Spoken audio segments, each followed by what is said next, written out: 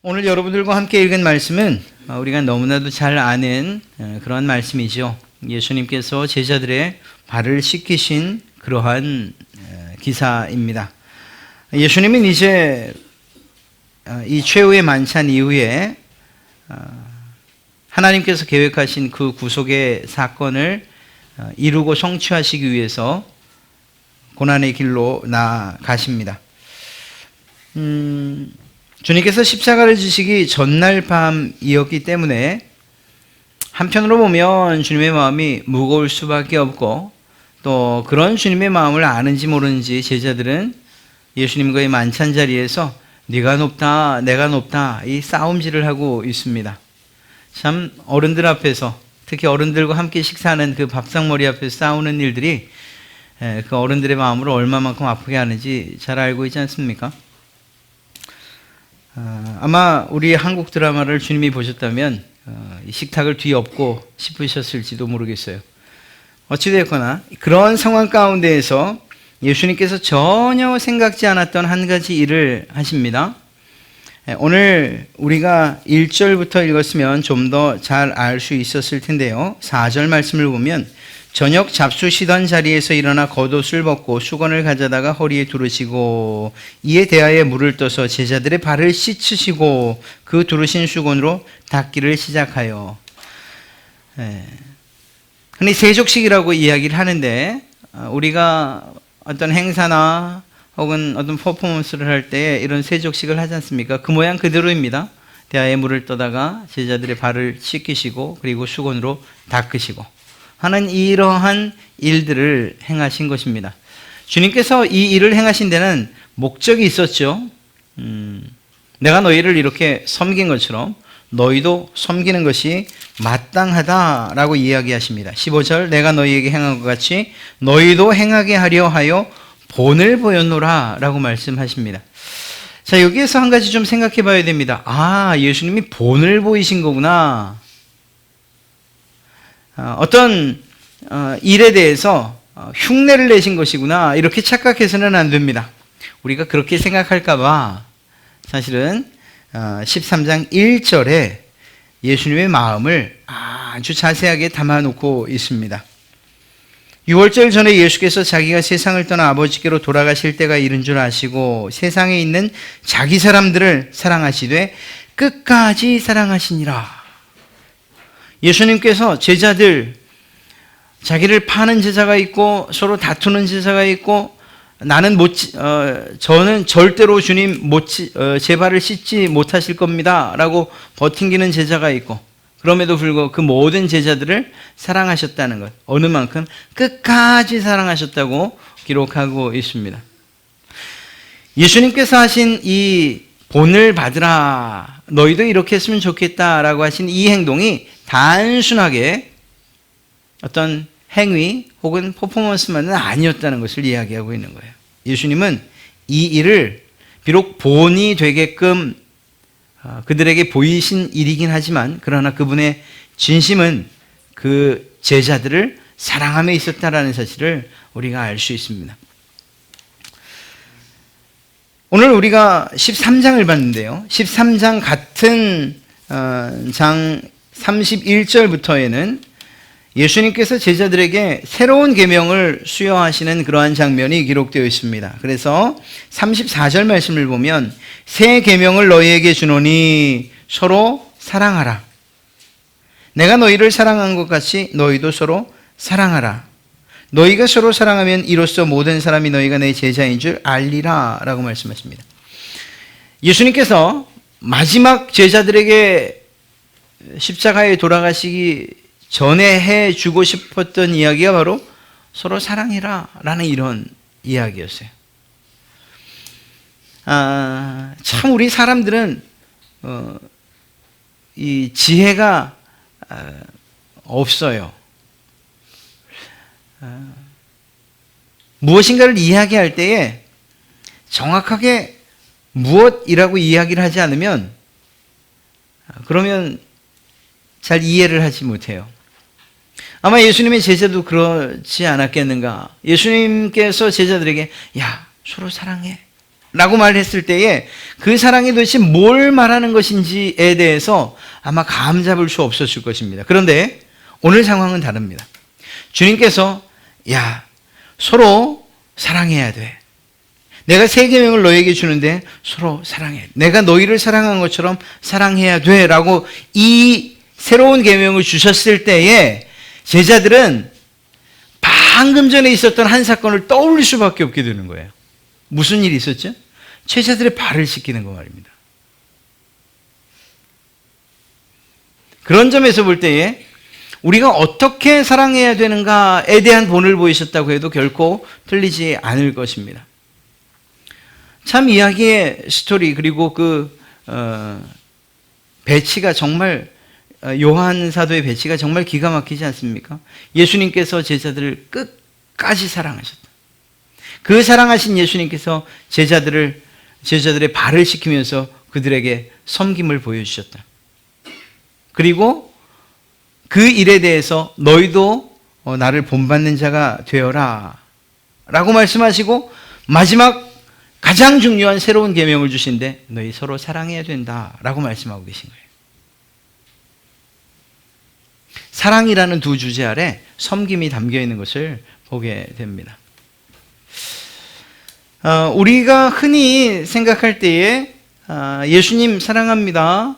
또 다른 성도들이나 또는 가족들을 향해서 제가 사랑합니다 라고 말할 때에 너무나도 지금 이 시대의 이 사랑에 대한 생각들이 좀 가벼워져서 그것들이 어떤 진중함을 드러내지 못하고 있어요. 더 정확하게 말하면 그 사랑이라는 말에 대한 어떤 행동으로서 그것을 나타내 보여야 되는지를 잘 몰라요.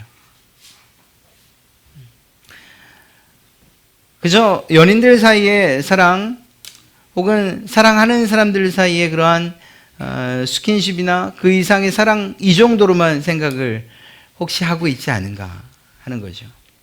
주님께서 말씀하고 계신 이 사랑은 궁극적으로는 섬김을 이야기하지만 그 섬김이 결국 예수님에게서는 어떻게 나타났습니까? 십자가의 죽으심으로 나타났던 것을 알 수가 있습니다. 그러니까 주님께서 내가 너희를 사랑한 것처럼 너희도 서로 사랑해라 라고 말하는 이 말은 우리에게 큰 무게감으로 느껴져야 되는 거예요.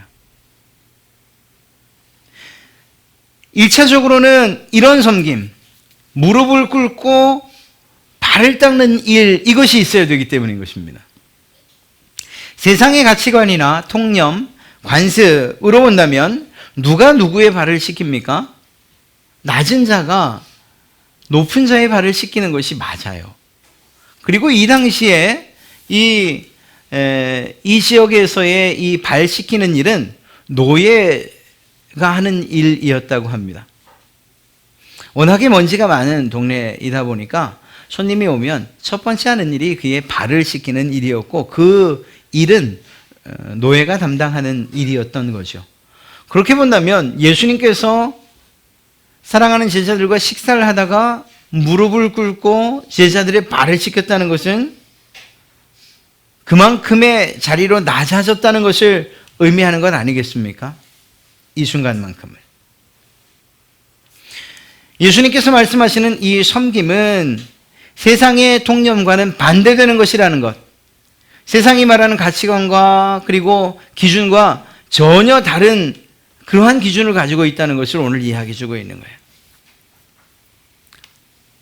여러분들에게 요구하거나 저에게 요구하는 주님의 말씀은 바로 그거예요. 야, 너희가 사는 세상에서는 높은 자가 섬김을 받고 없는 자가 섬기고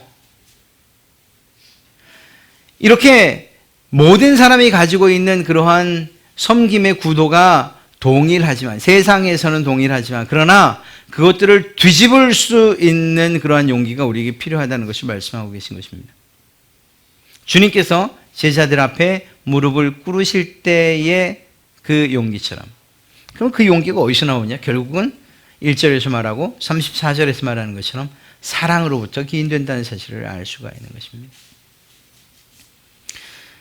우리의 겸손이 우리가 하는 그 어떤 일들, 겸손의 행위들 그것들은 사실 그렇게 어렵지 않게 흉내 낼 수 있는 일들입니다.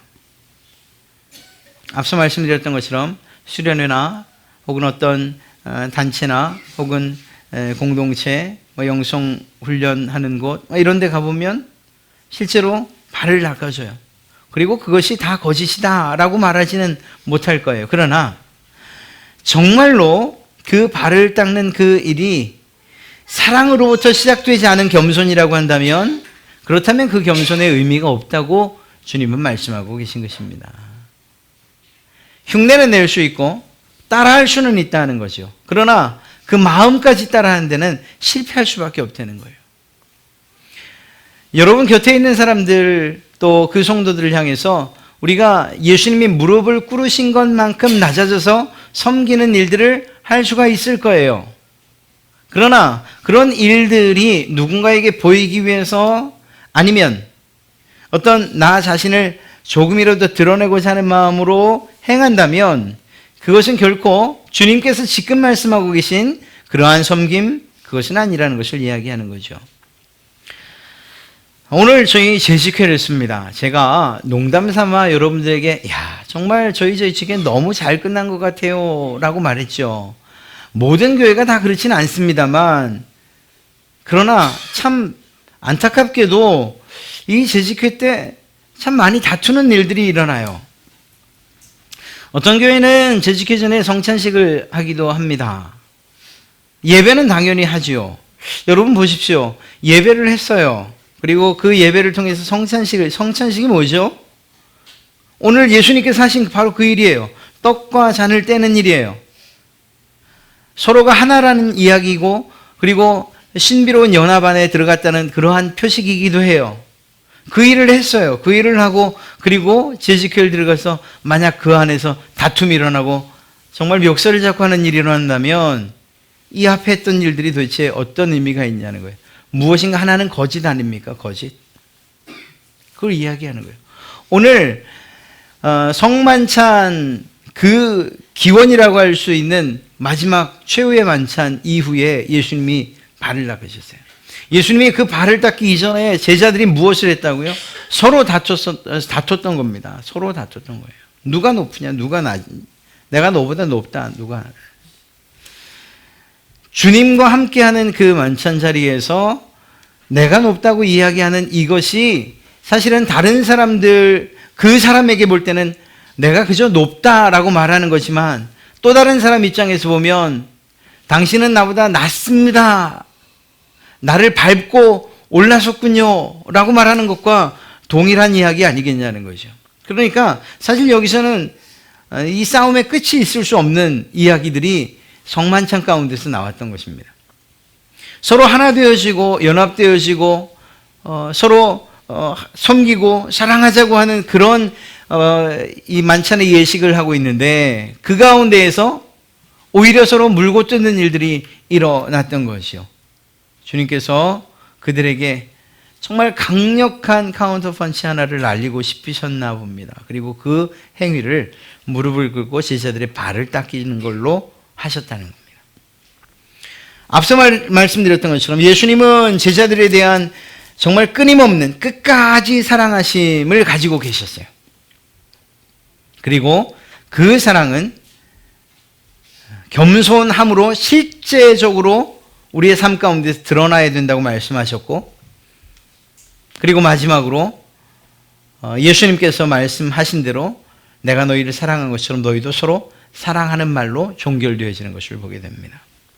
사랑은 말로 하는 것이 아니고 우리의 삶 가운데 실제적인 행동이 포함되어야 된다는 사실을 이야기하고 있어요.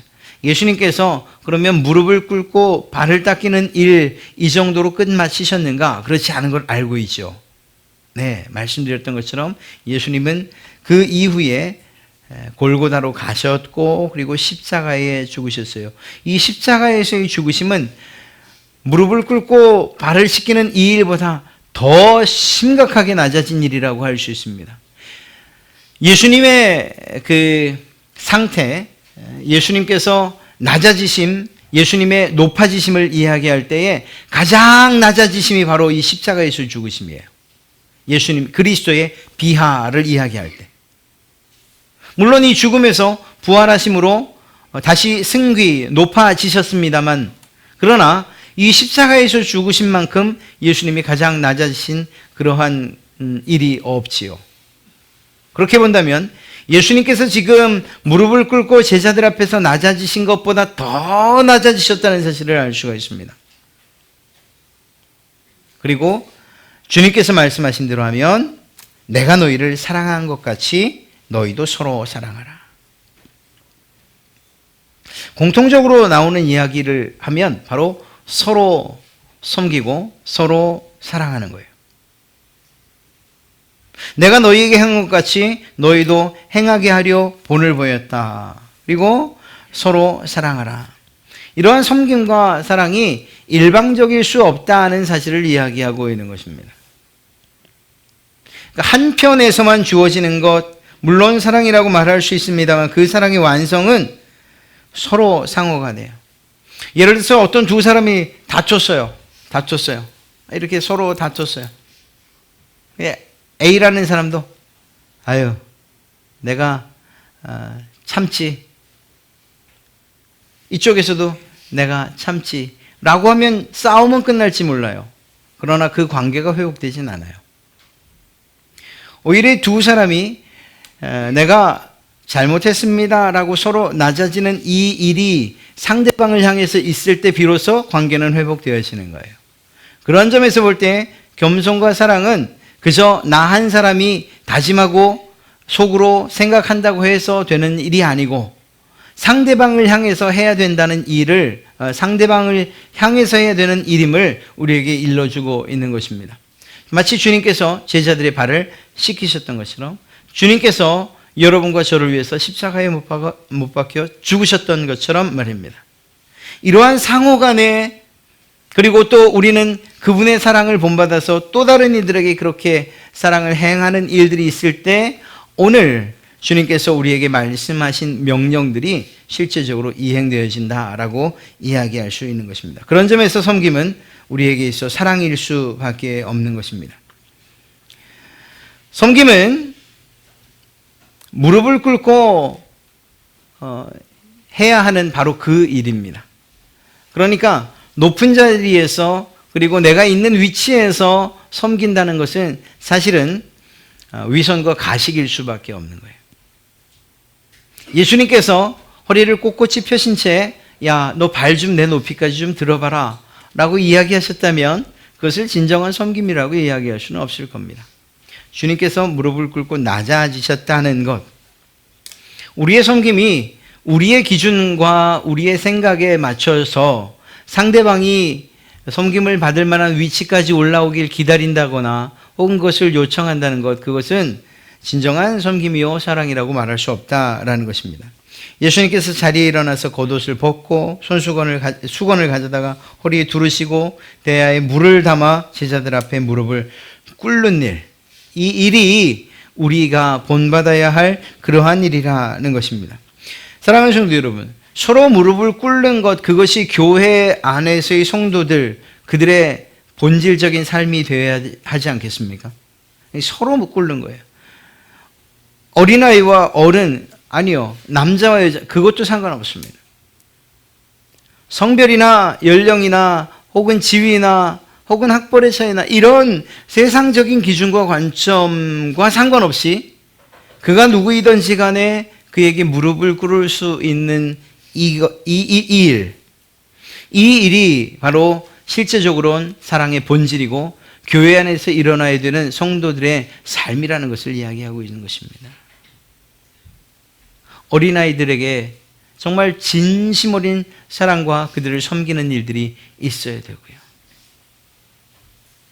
어른들도 사실은 이 어린이들도 혹은 아이들도 어른들을 향해서 존경하는 마음이 물론 있어야겠죠. 이번에 수련회나 혹은 이 겨울 성경학교도 마찬가지예요. 선생님들이 그 아이들의 마음을 감동시킬 수 있는 방법이 무엇이냐라고 말한다면 그들에게 진심을 가지고 대하는 거예요. 아이들은 정말 기가 막힌 것 아십니까? 이 사람이 나를 사랑하는지 그렇지 않은지. 어쩌면 어리면 어릴수록 더 그런 것 같아요. 이제 머리가 점점 커지면서 생각도 하면서는 이 수도 저 수도 생각하는지 모르지만 선생님들이 정말 자기에게 맡겨진 아이들의 이름들을 불러가면서 기도하고 때론 그 아이들의 상황들을 생각하며 눈물을 흘리고 하는 이 일들이 결코 헛되지 않을 것이라는 거예요. 그것이 바로 무릎을 꿇는 일이라고 말할 수 있어요.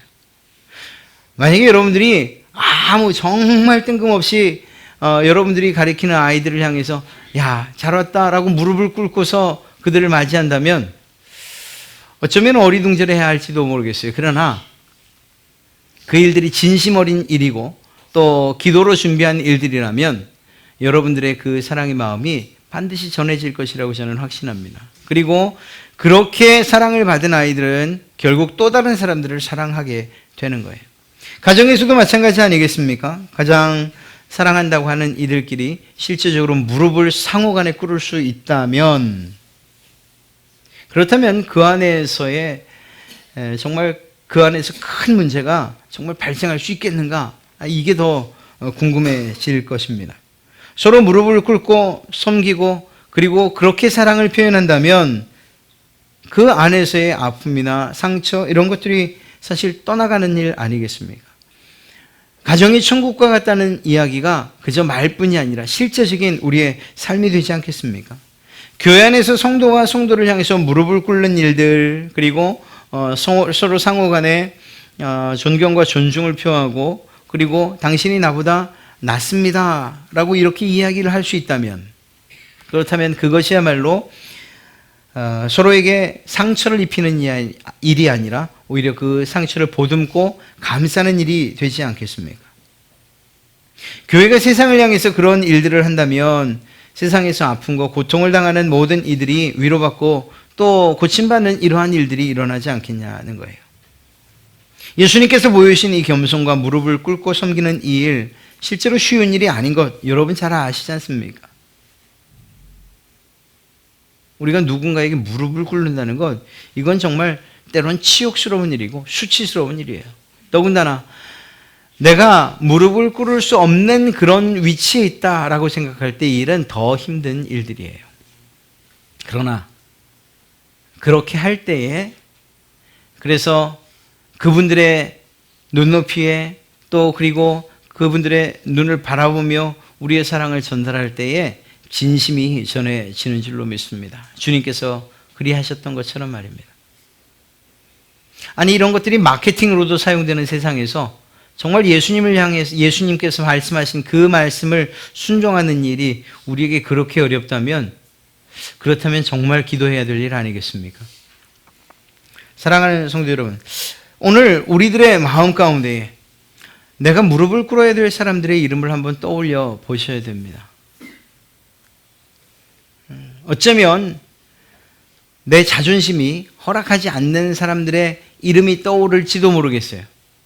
어쩌면 너무나도 그냥 당연한 것처럼 여겨서 내가 그에게 무릎을 꿇을 이유가 있을까라는 그런 분들의 이름이 떠오를지도 모르겠어요. 그러나 정말 주님께서 오늘 그분들의 이름을 여러분의 마음 가운데 심어 주신다면, 그렇다면 우리는 즉각적으로 주님이 그리하셨던 것처럼 무릎을 꿇고 겸손히 섬기는 일들이 있어야 될 줄로 믿습니다. 왜냐하면 주님이 그리하셨기 때문이에요. 다른 이유가 없어요. 기관에서의 임원들 혹은 부서에서의 부서장들, 또 교육부서에서의 정말 전도사님들이나 혹은 교사 선생님들, 우리 아이들 생각하면 참 답답한 일들이 왜 없습니까? 그러나 그럼에도 불구하고 주님만큼 내가 답답하겠는가 하는 생각 정도는 한번 해봐야 될 것 같아요. 오늘 이 상황 가운데에서.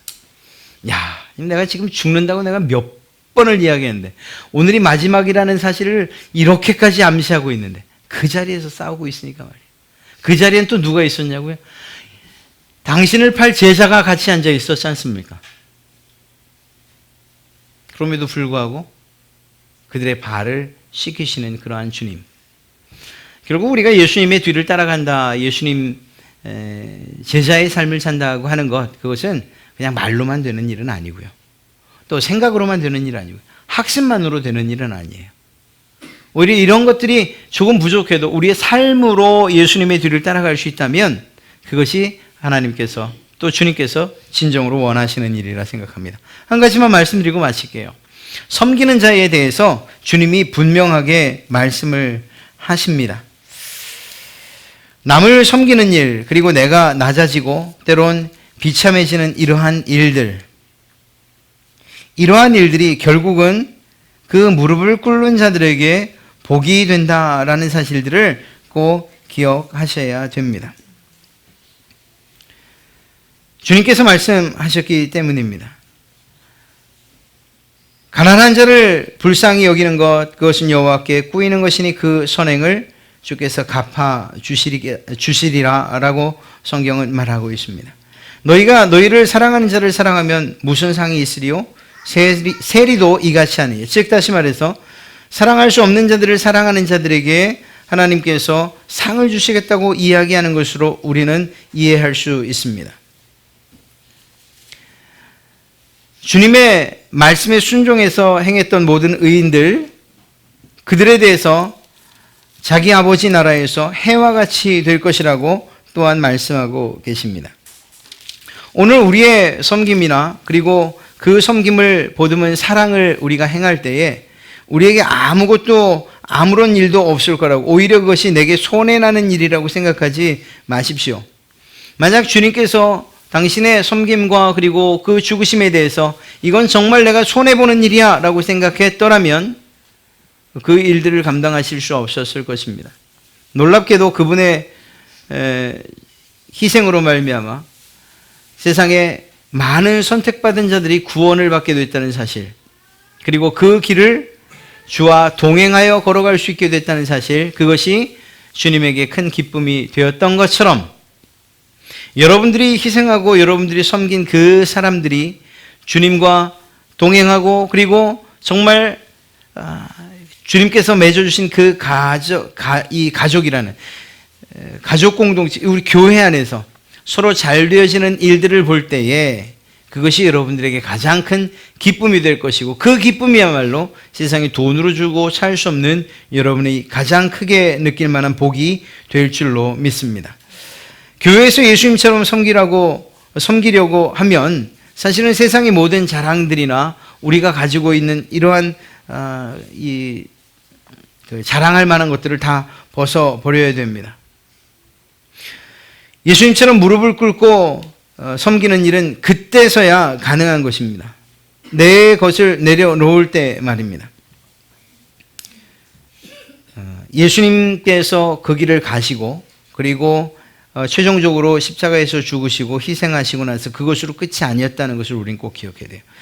다시 부활하셨고 그리고 승천하셨고 지금은 하나님 우편에 계시고 그리고 다시 여러분을 위해서 이 땅에 다시 오실 것이라고 약속을 받았어요. 그것으로 끝나나요? 그렇지 않습니다. 다시 오시는 그날 가장 실제적이고 가장 완성된 통치 가운데로 우리는 들어가게 될 것이고 그분의 통치에 동참하게 될 것이라고 우리에게 약속을 해 주셨어요. 무슨 말씀입니까? 예수 그리스도를 섬기는 이 일뿐만 아니라 그 명령을 따라서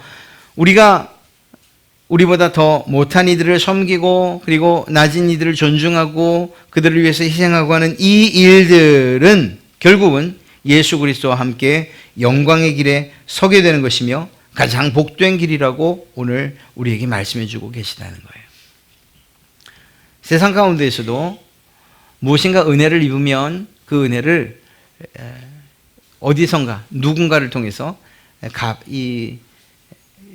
다시금 되돌려 받기 마련이에요. 세상 이치도 그래요.